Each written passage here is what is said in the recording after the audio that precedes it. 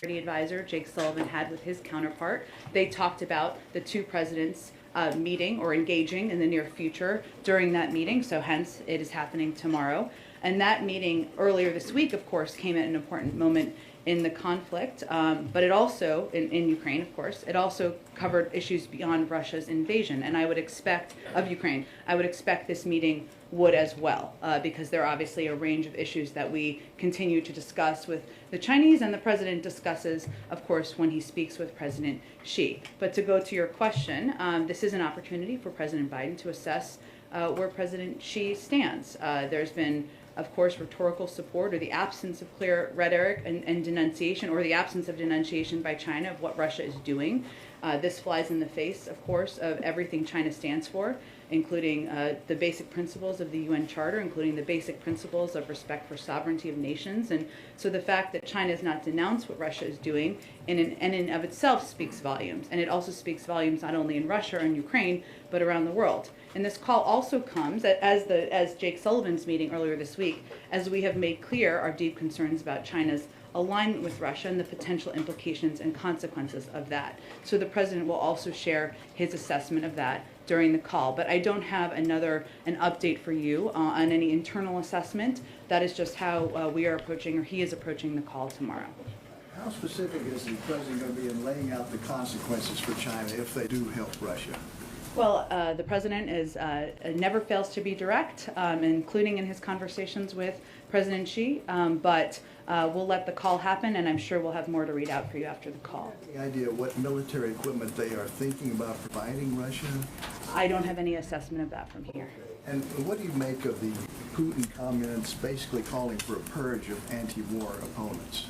Well, I think this is a clear sign that this war is not going how President Putin planned for it to go. And there has been an outpouring of courageous protests and many speaking out against the war, even within Russia. So his effort to crack down on dissent, to crack down on the freedom of press, on the freedom of media, on the freedom of protest, is actually quite consistent with what we've seen his approach to be over the course of the last several years, but I think it's an indication of exactly that. Go ahead. Which side requested this call between President Biden and President Xi tomorrow? It was discussed during the meeting that our National Security Advisor had on Monday. So are you saying it was mutually agreed upon? They mutually agreed to move forward with it during that meeting. Secretary Blinken just said that the U.S. is concerned China is considering directly assisting Russia by providing them with more military equipment to use in Ukraine. That is not something that we have heard from the administration before, and so can I guess you speak to how high of a concern that is for the White House right now? It is a high concern, a significant concern, given our Secretary of State just conveyed that, and certainly our concerns about China assisting in any way Russia as they invade a foreign country is a significant concern, and the response to that would be consequences. Before Russia invaded, the White House was pretty clear that if they did invade, there would be sanctions imposed on them as a result of that. With China, you've just said if they do help Russia that there will be consequences, but you haven't said specifically that they will be sanctions. Can you say, without saying what they are, that they will be sanctioned if they do help Russia with military equipment for this invasion? I'm just not going to outline what the consequences would look like, and the president obviously will speak with President Xi tomorrow, and he'll speak directly about that. Go ahead. Just on that point, just so I'm clear, I mean, I understand you don't want to detail what the consequences could be, but the president in the phone call will make clear not just that there will be consequences, but what those consequences could be. I'm sure we'll have more to read out after the call happens tomorrow, but we have not, our National Security Advisor obviously didn't hold back in his conversation he had. Our Secretary of State did not hold back in his comments he just made publicly, and the president always takes the opportunity when he speaks with foreign leaders to be candid and direct. The phone call is going to be an opportunity to assess where she stands. Should we take that to mean that it's not clear that the Chinese have made up their mind whether or not to assist the Russians? Well, I think if you look at the last couple of weeks, Mary, you can see that they abstained from a vote in the UN Security Council, but they also, and they had put out a comment during the Munich Security Conference defending the sovereignty and territorial integrity of Ukraine, but they also echoed some of the conspiracy theories about chemical weapons and U.S. and Ukrainian intentions. So for any country, it's a question of where you want to be as the history books are written. And did you believe that this is a sign or can you characterize at all your understanding of how low the Russians may be running on some military equipment, given that they seem to be turning to China for some help? I can't provide an assessment in that from here, but I know my colleagues at the Department of Defense have conveyed clearly, and I'm happy to echo, that it's not only not going as they planned, they have had challenges obviously with the operations of equipment, with the amount of equipment, even with MREs and food and other supplies, and that is what we have seen occur on the ground. But I don't have a numerical summary from here. Go ahead. Thank you, Jen. So one of the clearest responses we have seen from the Chinese about their possibly helping Russia came from the foreign minister, Wang Yi, who told Spanish officials on a call, China is not a party to the crisis, nor does it want the sanctions to affect China. What sanctions are they talking about? Did Jake Sullivan specifically bring up sanctions during the meeting in Rome? I can't speak to what he meant. You'd have to ask the Chinese. Okay, well, has the Chinese expressed the same thing to the U.S., that they do not want to run the risk of being sanctioned? The Chinese would speak for themselves. We typically don't speak for others. Okay, so just now, Secretary Blinken joined Ambassador Greenfield and the President in describing Putin's actions as war crimes. I know that you said just yesterday that there's a legal process that is ongoing. How long does that process typically take? How much evidence do we need to collect? And can you clarify who will ultimately determine whether these are war crimes or not?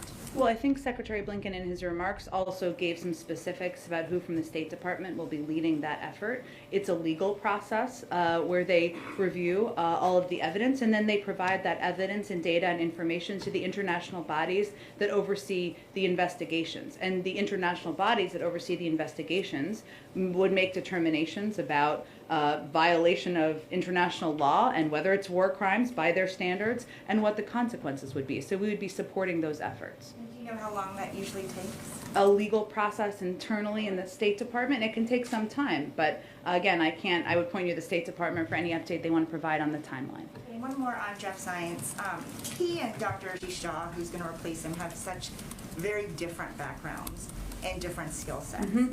So what does that say about how the stage of the pandemic has evolved from then and now? Sure. Well, I would say what it says is that Jeff Zients' superpower is that he is an operational and managerial guru of sorts, and someone who has taken those skills to a range of jobs he's had throughout his career, including in the Obama-Biden administration when he oversaw the fixing of healthcare.gov and oversaw the fixing of the technology that was severely broken and outdated within government at that time. So when we came into this administration, I would remind you, it's now a long time ago, there was no real plan. We were left no plan by our predecessors. We needed to put in place a plan to not only get enough access to vaccines, but also ensure there are enough vaccinators and vaccine locations. That's a massive operational undertaking. Right now, we're at a point in the process where we have all of the tools and we know the operational systems that are needed. And so right now it's the appropriate time, and Jeff of course made this decision on his own. He extended a couple of times to stay longer through some ups and downs in the pandemic. We're having a public health expert, somebody who's as well known as Dr. Jha is effective in communicating with the country about how we're going to continue to approach and tackle the pandemic. Go ahead. Thanks, Jen. The president called Putin a war criminal yesterday. The Secretary of State just said that that was also his view today. So given all of that, why are we still having Putin's Russia broker the Iran nuclear deal talks? Well, I would say that it's not in our interest for Iran to acquire a nuclear weapon, and Russia is a member of the P5+1. So that is pursuit of a deal that would be in our national security interests. So we just stopped working with him. Well, again, I think how the president and any of the P5+1 partners or Europeans or others look at this is if we can achieve a diplomatic solution where we prevent Iran from acquiring a nuclear weapon, despite the efforts by former President Trump to pull us out of the deal, allowing Iran to move closer to acquiring nuclear weapons. That would be good for our national security and good for global security around the world. The Iran Nuclear Agreement Review Act says that Congress is required to review any new agreement. This is obviously not the same agreement that Obama worked on in 2015. Does President Biden believe that this treaty needs the advice and consent of Congress? And if so, does he believe he has the votes to lawfully affirm it? Well, if and when we have a deal, and we don't have a deal at this point, otherwise you would all know, we would carefully consider the facts and circumstances of any U.S. return to the JCPOA to determine the legal implications, including those under the Iran Nuclear Review Act of 2015. And we're committed to ensuring the requirements are satisfied. So certainly we would abide by that. But we have been keeping members very updated. We've been briefing them regularly. Brett McGurk conducted a call just a couple of days ago, and we've been briefing them with a range of national security officials. And then has the IGRC done any, or rather the Islamic Revolutionary Guard Corps, the IRGC, has it done anything to be eligible to be removed from the terror blacklist? Well, I think you're asking me this because it's been out there as a possible discussion, but there's no deal at this point. So if and when there's a deal, we'll have a discussion about what's in the deal. Outside of the deal, though, does it take action to be removed from that terror blacklist? Do you have to do something to get off of it? You have to make a decision, yes. Go ahead. Thanks, Jen. I want to ask you a slightly different version of a question that I asked you yesterday Sure. about the $800 million Okay. military assistance. I asked if you could tell us how quickly it would arrive, and I understand it's a complicated process. To flip it around a little bit, can you tell us how quickly will the first shipment be out the door?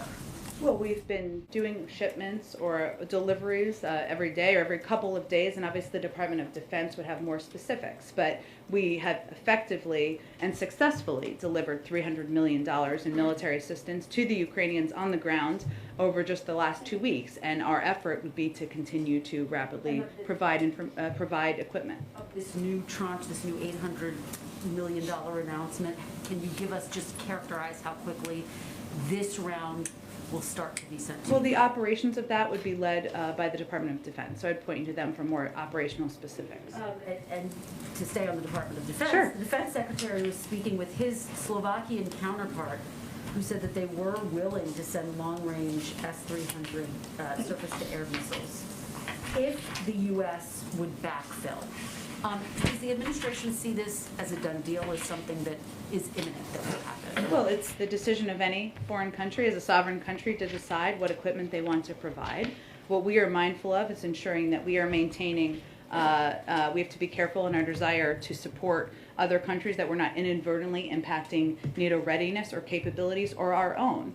And again, this is something the Department of Defense can most effectively speak to, but a lot of these military systems some of them require months to manufacture, to build. We don't have a warehouse of just military equipment that's ready to typically be sent all the time. So that is a factor, but we want to find a solution that both enables allies and partners to provide the support they have available to Ukraine while addressing the very real need to backfill their defense systems, which is often a significant challenge. And we just want to make sure that if and when our allies are donating material, including us, they're not leaving a gap in their own defenses. Okay, and just finally, Ukrainian refugees are being turned away at the southern border. I know you've gotten some questions about this because of Title 42, obviously put in place in the early days of COVID-19. Where is the administration in trying to work around this? Well, right now, as I noted, I think the other day, there are discussions about any ways we could be helpful in welcoming refugees into the United States, something the president, Ukrainian refugees, of course, we welcome many refugees, as you know, something the president is willing, of course, happy to do. The role we've been playing to date, Kristen, has been really providing humanitarian assistance. We've provided $300 million in humanitarian assistance to the people in Ukraine and neighboring countries. A lot of that is going to help provide support to refugees. $3 million in 3 weeks, which is a startling number.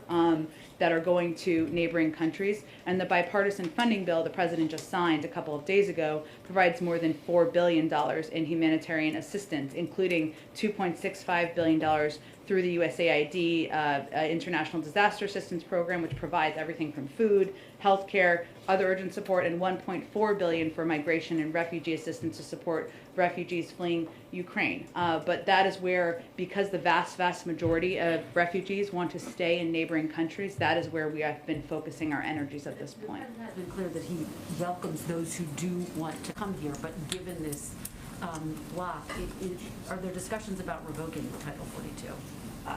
The revocation of Title 42 wouldn't be done in response to a war in a European country. It's done by a decision would be made by the CDC, and then it would be implemented when that is done. And it will be done at some point, of course, with the interagency, including the Department of Homeland Security. But there is a range of discussions about if there are ways for Ukrainian refugees to come. Right now, they'd have to apply, obviously, through existing refugee programs where they would apply from a third country. Go ahead. Thanks, Jen. Given the COVID surge in China and the lockdowns that we're seeing there, is supply chain issues and those getting worse perhaps going to be part of the call tomorrow at all, or is it focused on mostly on Russia? It will be focused on a range of issues.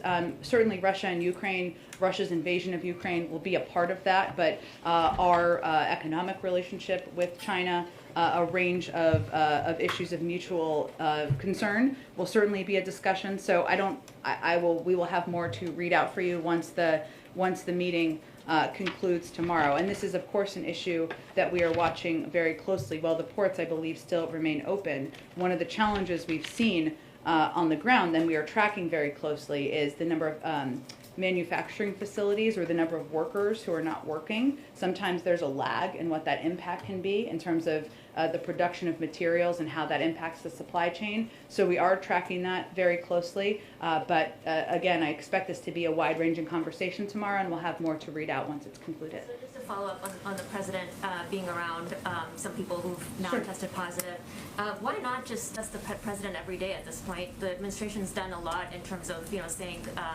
certain actions are being done out of an abundance of caution. So in this case, even if it doesn't quite follow CDC guidelines or goes above and beyond, why not just do that because he's the president? Because we're guided by his medical doctor, and he has kept him at the same cadence. And if that changes, then we will change how often he's tested. And is the cadence once a week or? Yeah. Okay. Go ahead. Jen, questions on a couple different topics. Sure. To try this a different way. Does the president have specific things he wants to accomplish in tomorrow's conversation with President Xi? Are there specific deliverables he's hoping to get out of it? Well, this is, again, an opportunity for him to speak directly, leader to leader, about a range of issues. Of course, the invasion of Russia's invasion of Ukraine will be a part of that. And what role or how President Xi sees the role of China in that conflict will be a part of that. There's also a range of other topics that they will discuss, but I'm purposefully leaving some space for the president to have a direct conversation with his counterpart.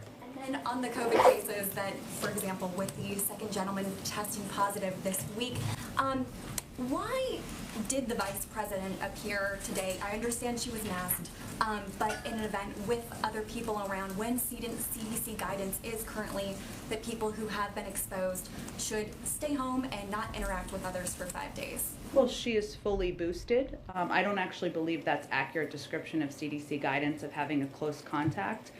We obviously all have had close contacts here, and you're tested at a regular cadence, and she is abiding by that.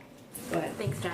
Just to kind of follow up on that bit on COVID, is one of the reasons why the administration is not being extra cautious with the president and the vice president, even though there is a national security issues around this, in part to kind of lead by example for Americans to say, you can get back to living your normal lives and you shouldn't be concerned that even if you get exposed to somebody just briefly, you shouldn't freak out about that. You don't need to test a bunch of times. Is that basically the dynamic that you're trying to say? Even though if the president, 79 years old, president of the United States, were to get COVID, might be more serious than somebody in their 20s? Well, we don't know that, but we also know that COVID impacts people of all ages and a range of. But what we do here, Jen, is not exactly as you said. So I wouldn't agree with your description there. I would say we do take extra precautions, including individuals who are around the president being tested. That goes over and above, of course. He is the president of the United States, so we do take those additional steps. And we, of course, abide by what the recommendations and advice are of his medical doctor. And if that would be to do increased testing, we would certainly do that. But he does not feel that that is necessary at this point in time based on these recent contacts. I also wanted to ask about oil and gas companies. Sure. And there has been some reports from the fourth quarter of them increasing their stock buybacks. There was already, a time when there was a spike in gas prices last year, I think in the fourth quarter. And you're also just seeing the companies saying that they're kind of reluctant to up production, and they kind of, in some ways, point to the administration's policies overall, in the sense that even if they were to up production, that one, takes months to get to market, and two, doesn't fit in with the overall approach that this administration is taking. What do you say to that kind of viewpoint? Well, I think it's hard for them to make the argument it's anything other than business decisions on their part, and they have said that themselves. The CEO of Occidental Petroleum said, quote, "We have no need and no intent to invest in production growth this year." CEO of Marathon Oil said, quote, "Our cash flow driven return of capital framework uniquely prioritizes our shareholders as the first call on cash flow generation, not the drill bit." CEO of Pioneer Natural Resources said, quote, "We're not going to change our growth rate. We think it's important to return cash back to shareholders." That's a business decision. The oil and gas industry right now is receiving windfall profits. We've seen that. They publicly report their profits. They publicly report this information.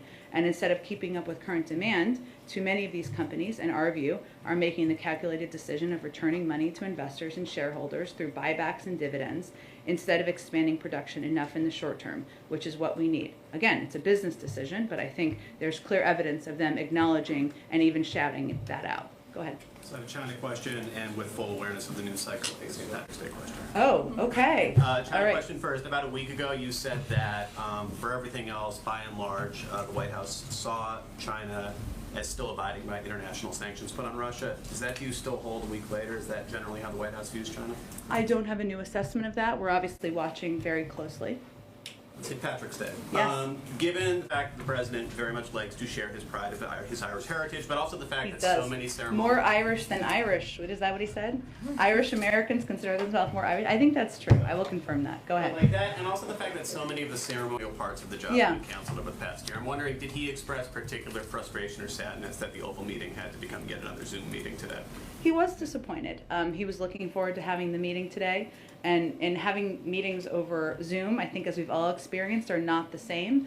Having spent a lot of time with the president, he is an extrovert, and loves that engagement with people in person, and he was really looking forward to the meeting today. There will be more in the future. We certainly understand we are still facing the pandemic, and there are more events that he has been able to participate in today to celebrate St. Patrick's Day. So fortunately, many of them still move forward. Go ahead. Thanks, Jen. Yesterday, in his remarks to the Congress, President Zelensky had called for the creation of this new global organization that he called U-24, United for Peace, described as an alliance that would supply assistance, including weapons, within 24 hours. I was wondering if the administration has a view on that idea. Is it something that you guys are discussing with Ukraine? And does the U.S. view this as Zelensky's kind of alternative for Ukraine entering NATO? Well, I would say, just to reiterate, it's up to NATO to determine who enters NATO, and obviously any country, we would support their aspiration to join NATO should they choose and they meet the requirements. We, of course, did see him convey that in the speech. We don't have more details. We are very closely engaged with the Ukrainians and speak with them every day. Beyond that, I would say in terms of the delivery of weapons, we do it as quickly as we humanly possibly can through our system and in coordination with our NATO partners and allies. But we know we support a range of ideas being put out there. We'll discuss it with the Europeans and others and see if there's more to report out from there. I also want to try one more time Go ahead. On the president and COVID. Okay. A lot of the questions are focused on testing, which you're pretty clear that the testing cadence is not changing. As he looks particularly to a trip next week that is quite important to Brussels and maybe elsewhere in Europe, is there anything else that he's doing I mean, as he's having these, what the CDC does not consider a close contact, but are certainly people that he's around and aware of, is anything about his behavior changing? Are there any other precautions that you guys are taking that are not testing related? We have continued to take the same testing protocol steps, which are significant and go farther than CDC guidance goes. But beyond that, his testing cadence remains the same, and there haven't been additional changes to our internal protocols. Go ahead. Hey, thanks, Jen. The Kremlin responded to President Biden labeling Putin a war criminal yesterday by calling his remarks unacceptable and unforgivable. What is the White House's reaction to getting criticism from Russia about the president's remarks? It's pretty rich coming from a country whose actions are unforgivable in the eyes of the global community. Given that there's an ongoing legal process and investigation by the State Department into whether there was in fact war crimes committed, what is the purpose of the President and now Secretary of State getting ahead of that investigation? I know you said, or you said yesterday that the President was speaking from his heart. Sure. Is that what this is? Just speaking from their heart? Well, I think Secretary Blinken was as well. As you heard Secretary Blinken convey in his remarks, what we're seeing, whether it is the destruction of a theater where the words children or kids was written in Russian outside of the theater, according to photos, or whether it is the targeting of civilians, of hospitals, of maternity wards. If that's not considered a war crime by human beings, what is? And there is a legal process that is important to continue, that we have at the State Department, that is ongoing, that Secretary Blinken spoke about. And any of that information and data we gather would go to the international bodies that would have prosecuted war criminals in the past. That's where that information would go. It wouldn't be the United States doing that. It's the international bodies that do that. So we will continue to feed information into that. But I think it's important to call out what we see happening on the ground, and I think that's exactly what the President and the Secretary did. Go ahead. Even though it would go to those international bodies, would the U.S. Have a response if that investigation does conclude that there were war crimes? Well, typically it's an international response, and it goes through these international systems for a reason. So we will continue to provide data and information to that process. Then I was going to have one more question on behalf of a colleague. There are growing calls from civil rights advocates and some lawmakers to pass temporary protected status for Cameroon. Some have alleged a double standard in how the administration prioritizes predominantly black and brown countries when it comes to immigration. For example, it took 7 months to grant TPS status for Afghanistan, but only took about a week to grant TPS to Ukraine. Is TPS for Cameroon something the administration is considering and looking at? I point to the Department of Homeland Security, who oversees that process. Go ahead. Thanks, Jen. This morning, Senator Mitch McConnell was talking about Judge Ketanji Brown Jackson on the Senate floor, and he was specifically talking about how some of her supporters have framed her experience as a public defender. And he said, quote, "If any judicial nominee does have special empathy for some parties over others, that's not an asset, it's a problem." He also said the president is deliberately working to make the whole federal judiciary softer on crime. Do you have a response to that? He also said he expected her to get confirmed with some Republican votes. What I would say, though, because there are others in the Senate who have made faulty accusations about Judge Ketanji Brown Jackson's record, and specifically about her record on child sex crimes. So let me just take the opportunity to clear that up. Not that most people have confusion about it, but in the vast majority of cases involving child sex crimes, the sentences Judge Jackson imposed were consistent with or above what the government or U.S. probation recommended. For example, there are arguments that have been made out there by Senator Hawley and others that where he took a snippet of a transcript out of context when in fact Judge Jackson was repeating something a witness said in order to ask a question about their testimony. So some who are accusing her of being, quote, soft on crime also failed to note that that what was omitted is a Sentencing Commission report that's been touted out there was unanimously supported by a bipartisan Sentencing Commission. She comes from a law enforcement family, has devoted her career to standing up for the rule of law, which is why she is endorsed by so many leading law enforcement organizations in the country, and attempts to smear or discredit her history and her work are not borne out in facts. I know Monday is a long ways away, given the news cycle. It's all relative. Yeah. Will the president stop at around 11 to watch the beginning of the hearing on Capitol Hill, and will his schedule be adjusted around that? I don't know what his schedule is yet. I'm certain that he will catch coverage or catch some of her hearings over the course of next week, but I don't know what his schedule looks like yet for Monday. Go ahead. Thank you. I have two questions. You have already announced President Biden's trip to Europe, to Brussels, but there were also reports about possible trip to Poland. Can you confirm that such a trip is under consideration? I don't have any more details about his trip to announce at this point in time. As we have them, we will announce them all to you. One more. There are negotiations ongoing between Ukraine and Russia. Does the White House support those negotiations, and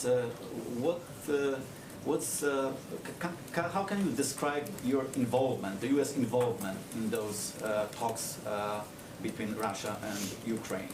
Well, we've been involved in a couple of ways. One, we've been leading the effort to build support in the global community to put in place sanctions that are crippling the Russian economy, to provide military support and economic support to the Ukrainians that strengthen their hand as they participate in these discussions and negotiations. And we also engage every day with Ukrainians to discuss. Obviously, I would note that, as you know, our National Security Advisor also talked to his counterpart yesterday as well, but we are continuing to support the Ukrainians' efforts. What our concern is, though, is, these diplomatic talks, as they're ongoing, we have seen no effort, no movement, no evidence that President Putin and the Russians are de-escalating, and that is really what we are going to continue to closely watch. Go ahead. A follow-up on your point about Senator Hawley. Obviously, he's consistently voted against the president's nominees. Don't think he was a swing vote you guys were counting on.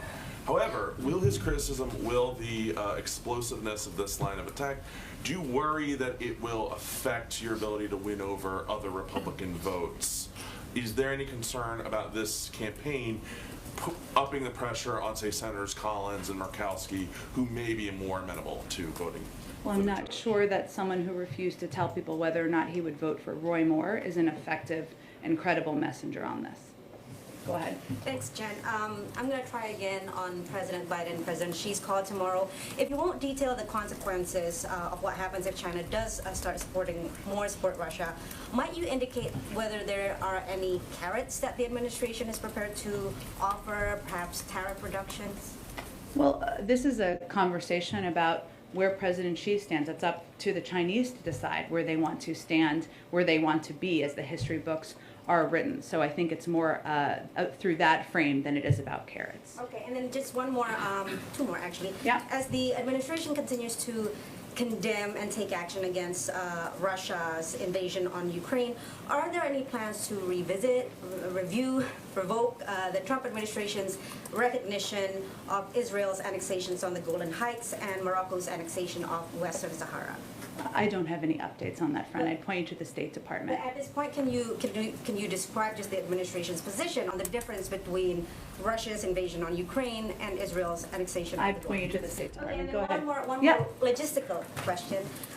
Cambodia, the chair of ASEAN, has announced last week that the U.S.-ASEAN summit that the president is supposed to host on the 28th, I believe, is postponed. We haven't been able to get a confirmation from either you guys or state. Can you clarify on that? I don't have any updates on the schedule. I know we were working through the schedules of a number of leaders, so that's always a challenge and a factor, but I don't have any updates. So it's still on the table? I don't have any updates on it. Go ahead. Thank you, Jen. Two on COVID. There are some Americans who have received a second booster, i.e. for a fourth total shot. Is that something that the president has done or will do? He has not done that. If the CDC recommends it, he would get another booster. They have not. And then secondly, the White House Chief of Staff, Ron Klain, in a tweet today, celebrating the idea that he was, you know who he is, said, and that he tweets, he said, celebrated the idea that there's a low number of Americans in ICUs today because of COVID. But he also wrote, quote, there's a great risk of a new wave. And we're seeing cases surge right now in China and in Europe. And one of the truisms of this pandemic, if it's in Europe, it ends up here a few weeks later. What precautions and preparations is the administration taking federally and encouraging states to take ahead of a possible new COVID wave? So what we have seen, and I think you're talking about the BA.2 variant, and we are closely watching and monitoring the situation both in Europe and in China. BA.2 is more transmissible version of Omicron.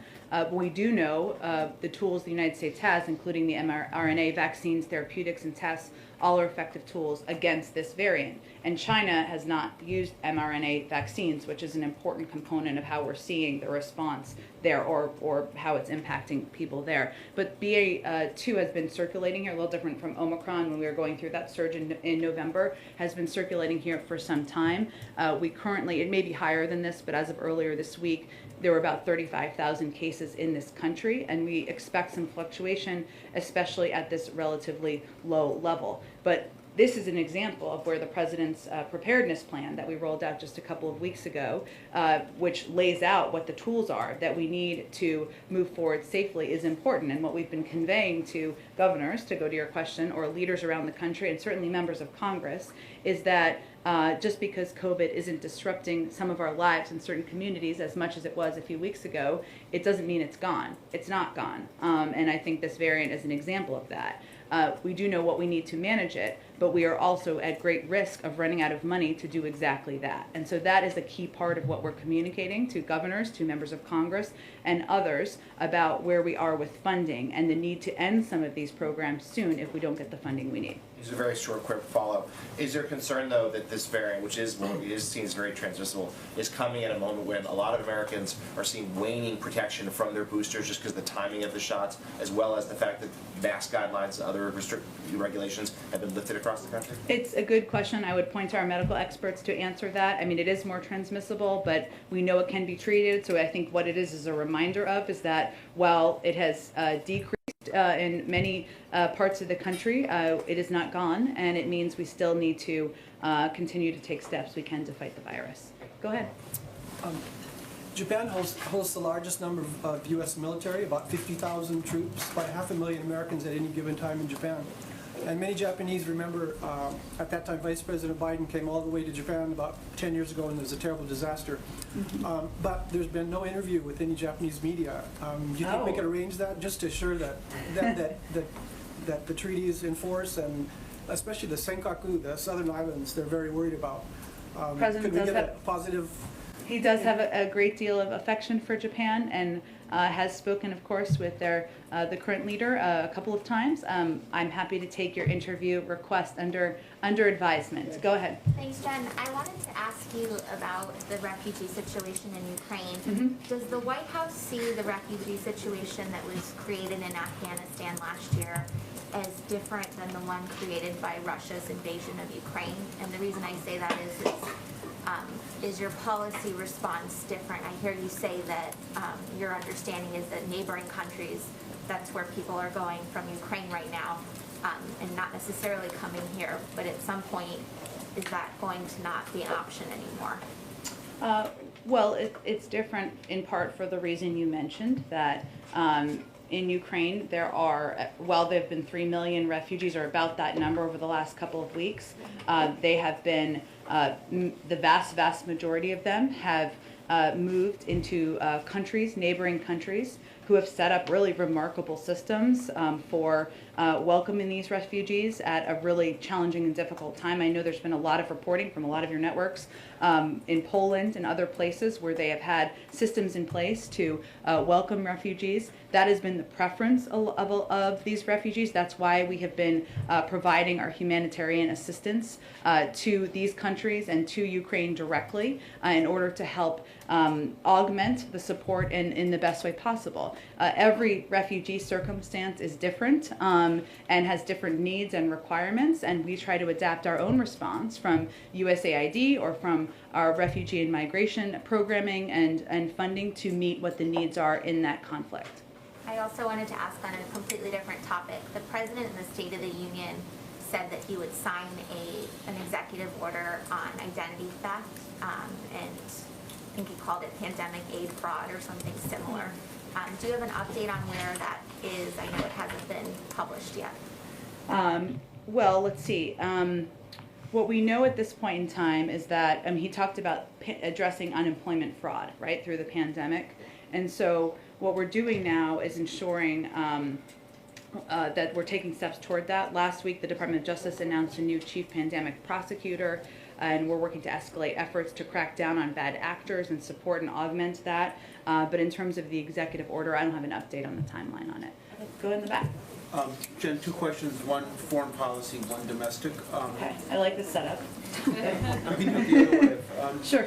So, what do you make of the fact that there now appear to be Chechen and maybe Syrian irregular forces fighting on behalf of Russia in Ukraine?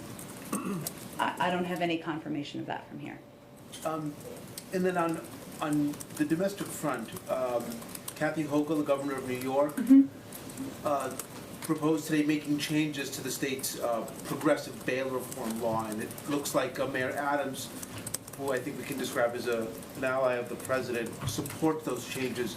So does this administration stand by its, what I would describe as a wholesale endorsement of bail reform? I would have to check on the specifics of the New York changes. I haven't looked into those. I'm happy to do that and talk to our counsel's office about that, and we'll get back to you. Go ahead. Yeah, so the Chinese have been very public about how they're going to continue their normal economic activity with Russia. Is the president going to press President Xi on that, and is he going to ask them to sort of back off their activity like the rest of the world? Well, I think that the conversation tomorrow will be a continuation of the conversation our national security advisor had with his counterpart earlier this week. And certainly China's alignment with Russia in a range of ways and the potential implications and consequences of that are a central part of that conversation. And then domestically, on another subject, the Congressional Progressive Caucus recommendations for executive action are out, and they're asking for a decision to declare a climate emergency and ban all U.S. exports of oil. Is that something the president is thinking about doing? There are a range of really good ideas out there. President's looking at all of them, but I don't have anything to predict for you at this point in time. One last quick one to start for the room. When is the president going to nominate a new Fed nominee? Well, I would say that one of the most eminently qualified people ever to be nominated only withdrew her nomination, I think 48 hours ago, 72 hours ago. It's all running together. He very much intends to nominate another eminently qualified person, but I don't have an update on the timeline of that. Let the financial wires games begin. Go ahead. Thank you, Jen. If the U.S. plans to still engage with Russia on the Iran nuclear deal and perhaps some of these other climate initiatives, what does President Biden expect Russia to bring to the table? I know what the goal is, that we don't want Iran to have a nuclear weapon, but how does the president think that Putin will be helpful after the president rightfully turns him into a pariah on the global stage? As it relates to the Iran nuclear deal, I think that our view on this is that it's not obviously in our interest, and it's not in Russia's interest either for Iran to acquire a nuclear weapon. And so while these negotiations, I mean, the people are back in their capitals at this point in time, as you know, but they're, for all intents and purposes, ongoing. There have been roles in implementation that Russia has had in the past, but I think what we recognize is that it's not in their interest either, and we will continue pursuing the diplomatic path forward. And then one more. The New York Times has authenticated emails that appear to have come from a laptop abandoned by Hunter Biden in Delaware. The president previously said that the New York Post story about this was a bunch of garbage and that it was a Russian plant.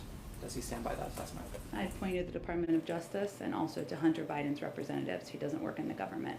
Go ahead. Thank you, Jim. So there have been some peace talks going on between Ukraine and Russia, as was already mentioned. It seems that a couple of the things that are being floated are, one, some sort of withdrawal by Russia, but they still hold on to these pieces of Ukraine they already have in the east and Crimea. So my first question is, would the US ever back that kind of deal if it's something the Ukrainians agreed or felt they had to agree to? We're here to support the Ukrainians, but we're not going to negotiate about a negotiation that has not resulted in even the implementation of humanitarian corridors at this point. Fair enough. So, but the other thing that's been floated by Zelensky himself is that he basically said the other day, Ukrainians get used to the idea we're not going to be in NATO, they're never going to want us. But then he said, what we would like is some kind of other security guarantees. Is that something that you're talking about to them, and what on earth would that look like? It's a decision for President Zelensky and the Ukrainians to make if they're going to pursue membership in NATO decision for NATO to make if they're going to be members, including in terms of other security guarantees. We're in touch regularly with them, but I don't have more information of what that would look like. The President isn't talking about some kind of long-term new mechanism where the U.S. somehow, or Western countries or Europe somehow protect. I think that's a little premature at this point in time. Go ahead. If I may, on back to the weapons package. Yeah. Up till now, the administration's been really very tight-lipped about what was being sent to Ukraine. Yeah. Yesterday, that all changed for the whole laundry list. Is that a change in strategy, in messaging? Is that a message for, you talked before about the Russian troop morale, for example, or maybe a message to domestic critics of President Biden? What's changed there? Well, we made a decision that we wanted to be very clear about what types of security assistance we're providing and how it is helping Ukrainians fight the Russia's war against them. And so, yes, you could say that was a change, a decision to make that information available. And we don't typically, to your point, outline all of those specifics publicly. But we did made a determination to do that because we felt it was important for all of you and the American public to fully understand the range of military and security assistance we're providing, how it's working, and how it's helping them in this war. What was Russian morale a factor in that sort of decision? It was not, but it was more a decision about recognizing that everybody doesn't always understand, what many people in this room do, when we say security assistance, what that is and how it helps the Ukrainians fight this war. And there is an understandable outpour of support, of compassion for the plight of the Ukrainian people, and we want to provide as much detail as we can about how we're trying to help them in this war. And if I may, you asked about Hunter Biden's laptop. You also, in October 2020, dismissed it as Russian disinformation. Do you stand by that assessment? Again, I'd point you to the Department of Justice and Hunter Biden's representatives. I'm a spokesperson for the United States. He doesn't work for the United States. Go ahead. Go ahead. And, okay, we'll do the last one here. Thank you, Dan. I have two questions. One, North Korea and China. North Korea fired new missiles day before yesterday. What is the President Biden's reaction on this? And how do you analyze the type of missiles? I'll follow up the second question. Well, we condemn North Korea's missile launches. North Korea's tests risk raising tensions and are destabilizing to the Indo-Pacific. Our commitment to the defense of the Republic of Korea and Japan remains ironclad. As we have said, and North Korean officials, including Kim Jong-un, have publicly noted, we continue to seek diplomacy and are prepared to meet without preconditions, but North Korea continues to not respond. Okay, when the President Biden talked with Xi Jinping, President of China, tomorrow, would he going to discuss with President Xi Jinping regarding North Korea's missile provocations? I expect there'll be a range of topics discussed, including security in the region, but we'll have more to read out when that conversation is done. Thanks, everyone. See you tomorrow.